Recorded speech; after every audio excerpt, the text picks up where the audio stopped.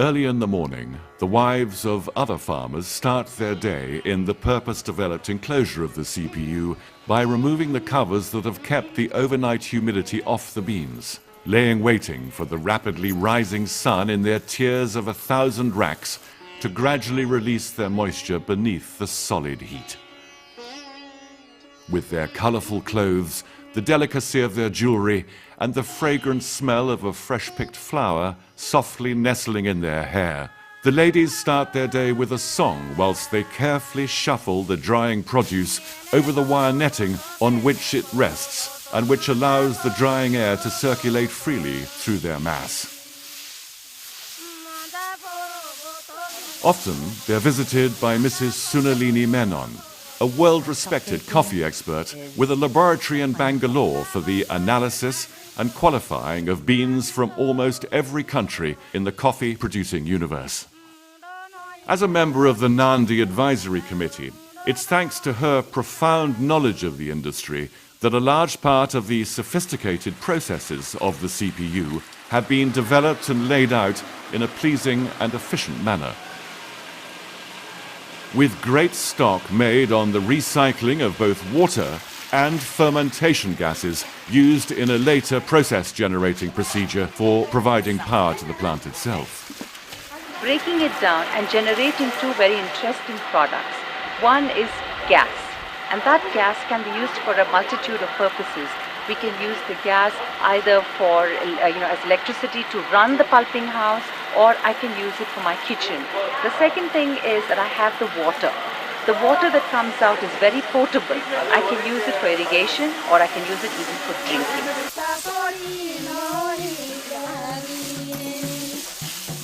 The processing of the raw beans starts with the arrival of the procurement truck at the loading bay, from which the produce collected in the villages of the various mandals is first received.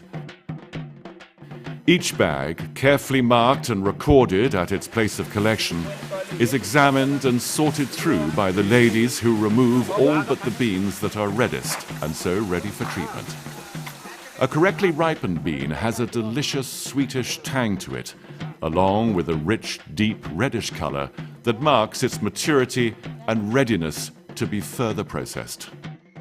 এটা Volta আর এটাতে কোচি খরাবটা এটা ভল না দেখ কেমতি জানবা এই দুইটা আছে এটা দেখ এটাকে যেতলে আমি মেশিন পকাইলা এমতি টিপি দেলে এ ভালা কিন্তু এটাকে আমি দেখ এটা গলা খলি পাচি নেই দেখো এটা দেখ চিপ তুই চিপ দেখ চিপ যাইছি নাই হইলা।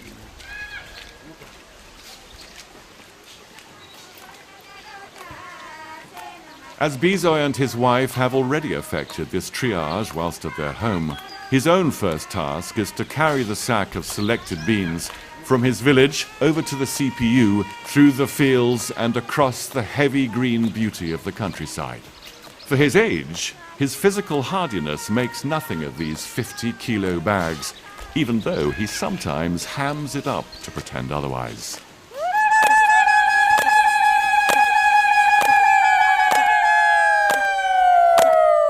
On arrival at the CPU, the superintendent creates a record card and marks the weight of the bag in his production book, against which entry Bizoy affixes his thumbprint in recognition.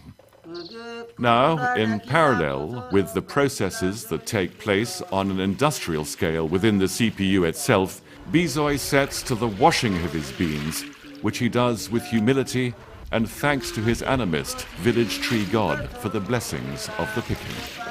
The two processes, that of the mass production with its pre-washing, soaking and eventual removal of the outer husk through the cylindrical stripper, and subsequent various other processes required to prepare the beans, occur in the background, whilst other individual farmers such as Bizoy wash and re-wash their own baskets of fruit.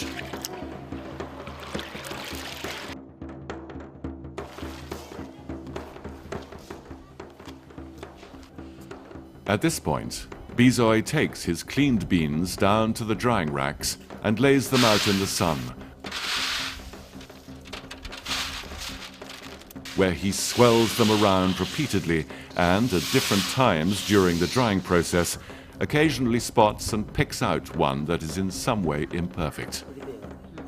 His production record card is clearly an evidence on each of his drying trays, and the supervisor checks back with him that all is correctly noted and in order. विषय ए देख तू जो copy देइथिलु ए तो नंबरटा एटा ए नंबरटा सेई नंबरटा रे एथिरे सेटे लेखा जाई एटा हला तो कॉपी तुमा तुमा गलोके दरी तुमी दिया दे.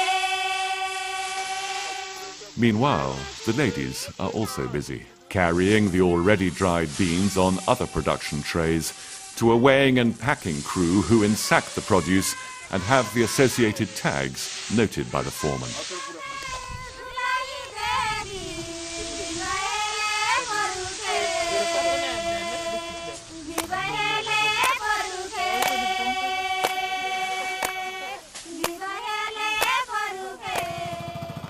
At some point during every day of the season, Bizoy returns to turn over his beans.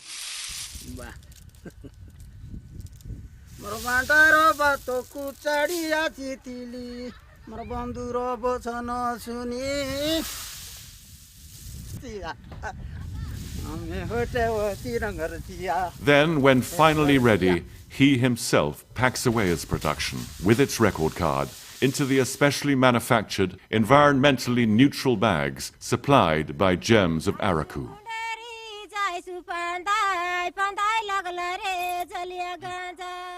Eventually, the general production is stored temporarily in a dedicated warehouse prior to being sent off for further processing and commercial packaging, whilst Bizoy's own production is also carefully stored and further annotated in another area.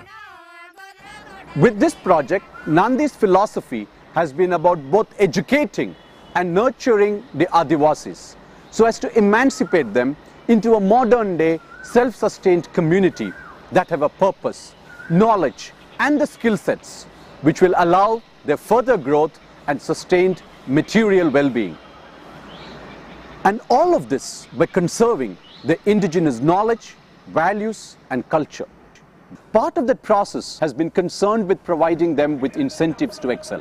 And one of the initiatives created in this way so as to promote both their product and its excellence has been the inception of the Gems of Araku competition. This is about carefully and scientifically pre-selecting the produce of certain farmers and inviting them to submit their product in competition with others. We have devised this as a way to promote excellence, set future standards, and make their highly traceable selection known to the outside world and those commercial agents most likely to be interested in the exclusivity of our products. Winning many awards in the Flavor of India competition. An important part of assuring this process also takes place within Nandi's associated laboratory, where Mrs. Sunalini Menon keeps a close eye on quality control. Brokens ide, browns ide, greens ide. So ಸ್ವಲ್ಪ ಜಾಗ್ರತೆ roast ಮಾಡಿ. Under her personal supervision, each batch is qualified, roasted, carefully ground and weighed, brewed under stringent conditions, then finally cupped. Both are Arabica coffees. So just take down the quality description. Analyzed and recorded. Or, as she often says, with a certain gentle humor, we sit, we sip, we slurp, and then, of course, we look very wise. But then again, we don't go by the appearance of the coffee beans as much as we go by the quality in the cup.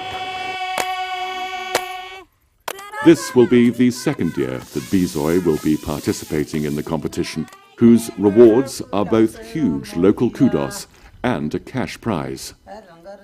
Bizoy is a humble man who has consistently shown the value of his hard work, and yet he's just one of many whose excellence we've helped to create, nourish and foster within our vision of producing a world-class, consistently reproducible, top-quality product of unimpeachable traceability.